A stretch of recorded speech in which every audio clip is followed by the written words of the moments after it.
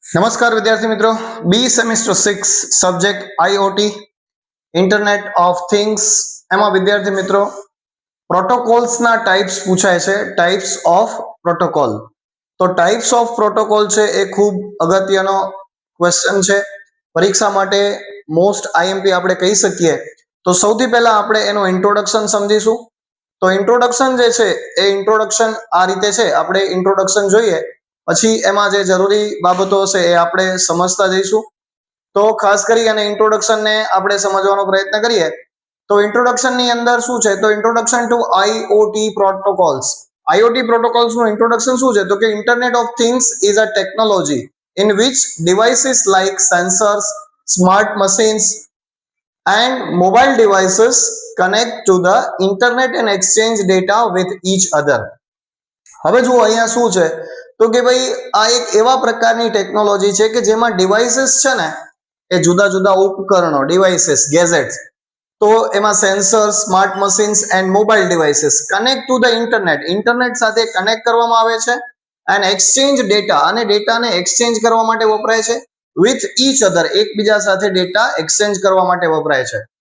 Four communication, માહિતી માટે થઈ બિટવીન ધીઝ ડિવાઇસીસ, આ ડિવાઇસીસની માહિતી માટે સ્પેશિયલ રૂલ્સ કોલ્ડ પ્રોટોકોલ્સ, અને માહિતી માટે જે આ ડિવાઇસીસ યુઝ થાય છે એનો જે સ્પેશિયલ રૂલ છે એને પ્રોટોકોલ્સ કહેવામાં આવે છે. ધીઝ પ્રોટોકોલ્સ હેલ્પ, આ પ્રોટોકોલ્સ મદદ કરે છે. હેલ્પ ડિવાઇસીસ માટે મદદ કરે છે. And devices send and receive data properly, send અને રિસીવ ડેટા પ્રોપરલી, એટલે કે ડેટા છે એ મોકલી પણ શકીએ અને મેળવી પણ શકીએ એના માટે યુઝ થાય છે. તો આ એનું ઇન્ટ્રોડક્શન છે, સિમ્પલ ઇન્ટ્રોડક્શન છે.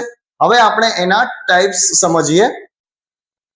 તો ટાઈપ્સની અંદર શું છે? તો સૌથી પહેલો ટાઈપ છે એમક્યુટીટી. એમક્યુટીટી એટલે શું છે? કે message queuing telemetry transport. Number 2 છે COAP, constrained application protocol. Constrained application protocol. Third point છે HTTP, hypertext transfer protocol. Number 4 છે AMQP, એડવાન્સ્ડ મેસેજ ક્યુઇંગ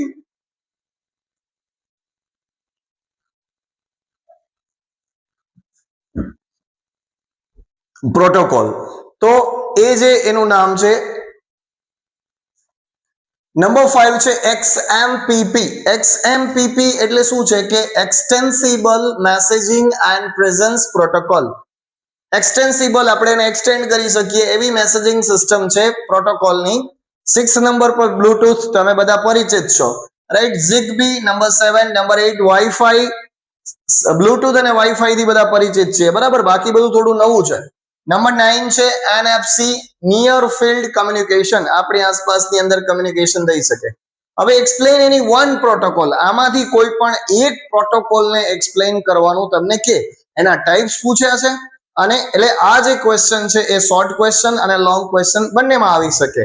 તો હવે આપણે સમજીએ કે એને કઈ રીતે એક્સપ્લેન થઈ શકે. તો અહીંયા જે આપ્યું છે એ એક પોઈન્ટ આપ્યો છે, એક ટાઈપ આપ્યો છે જેનું નામ છે MQTT, message queuing telemetry transport. Is a lightweight IoT. Lightweight IoT છે એટલે કે ઇન્ટરનેટ ઓફ થિંગ્સ છે.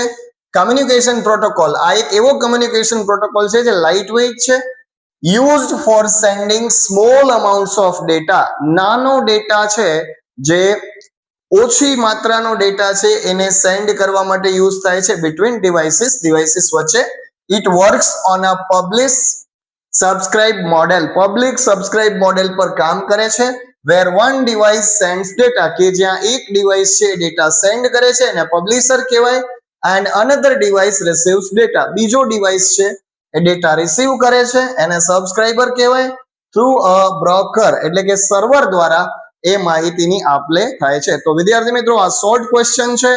ટાઈપ્સ આપ્યા છે, ટાઈપ્સને ડિટેલમાં એક્સપ્લેન કરેલા નથી, કેમ કે એક જ ટાઈપને ડિટેલમાં એક્સપ્લેન કરવાનો હતો એટલે શોર્ટ ક્વેશ્ચન તરીકે પૂછાઈ શકે. ઇન્ટ્રોડક્શન અને એના ટાઈપ્સ લખી દેવાના, એક ટાઈપને એક્સપ્લેન કરી દેવાનો છે. તો વિદ્યાર્થી મિત્રો, આ ક્વેશ્ચન છે આઈએમપી છે. બીજા હજુ પણ detail video, most IMP question અને છેલ્લો અથોડો તો ખરો જ, તો બધા માટે આપણી ચેનલને સબસ્ક્રાઇબ કરી દેજો. જોતા રહેજો વિડીયોઝ. બહુ જલ્દીથી મળીએ છીએ નવા વિડીયોમાં. Thank you so much.